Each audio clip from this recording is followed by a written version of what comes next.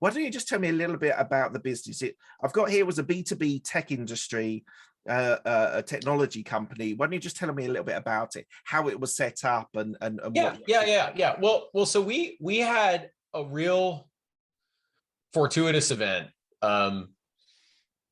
which was when we left Eris Corp, which was one of the training outfits that I was working with along with Scott and Bob. So it was a corporation that did a lot of this kind of training of people. At that point, I was training people on things that wasn't like end user productivity. It was like networking, databases, programming, that kind of stuff. Yep. And to be clear, like I was doing databases at the time, Scott was doing developer, and Bob was doing networking. Eventually, I picked up some of those other skills.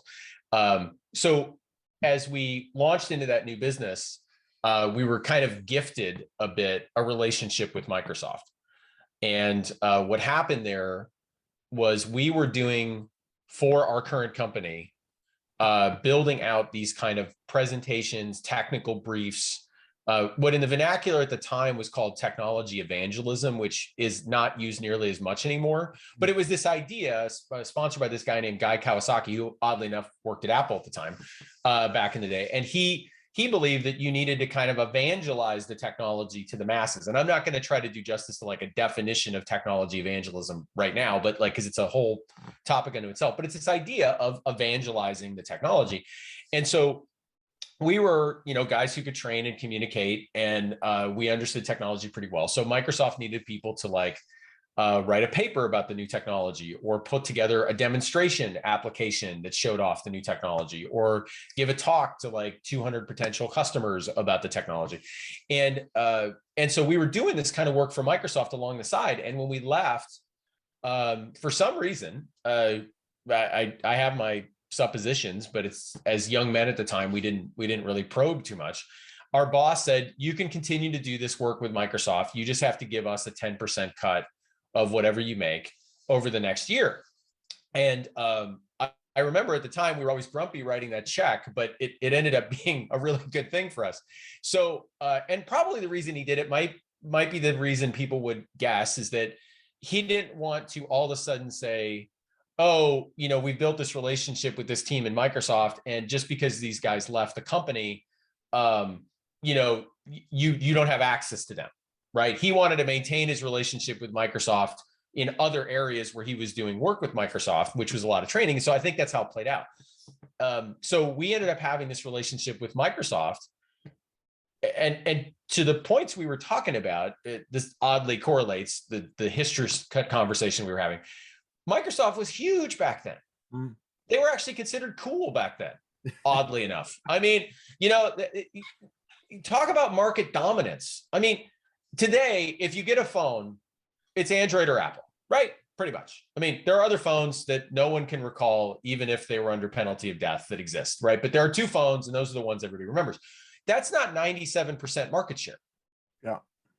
I mean, Windows was like crazy amount of market share, which is why they got sued, of course. But like, and that led to some predatory practices. But we were interacting with this behemoth as three young men doing projects for Microsoft when they were cool, they were huge, and everyone on the planet only used their stuff. And if someone's listening and they're like, well, everyone on the planet uses Apple, again, Apple does not have 97% market share on phones. Like, if you didn't go through the era, you don't really understand what that was like. Yeah. It's like if 97% of cars were Teslas, that would look really weird on the road, right? Yeah. And so what happened, and the reason I emphasize that so much about our trajectory, is we ended up getting the best education you could ever imagine on like big company software, what huge tech companies do, what drives marketing decisions in these companies, what drives sales decisions, what drives product development. Because for the next 5-6 years, we did this huge amount of work for Microsoft. We did work with most of the major product teams in the company. We did all this technology evangelism work where we were dealing with brand new technology and trying to kind of market it and espouse it to the masses. And then we ended up getting a very similar relationship with Intel. Only a few years after. So in the era of Wintel, where they were like everything, and that Intel stock was amazing, right, compared to the Apple stock.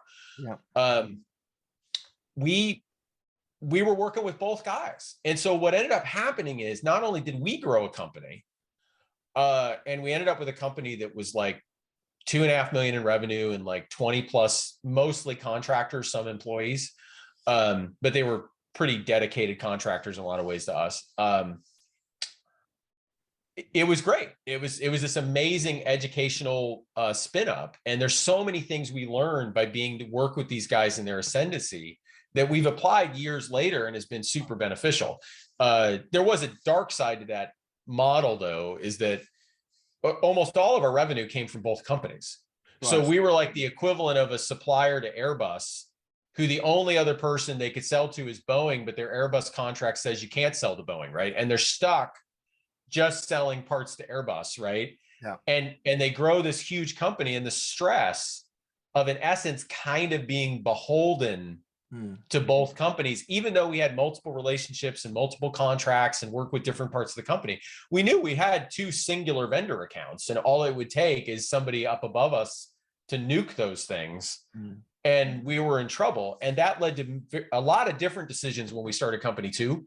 But suffice it to say, it was a massive boost to kind of our education about the market and all kinds of things that are just really hard to replicate. I mean, it'd be like being that invested in, Apple and Google today on phones and being that deep in it. So anyway, I'll stop there, but that's a little bit of the trajectory. Absolutely fascinating.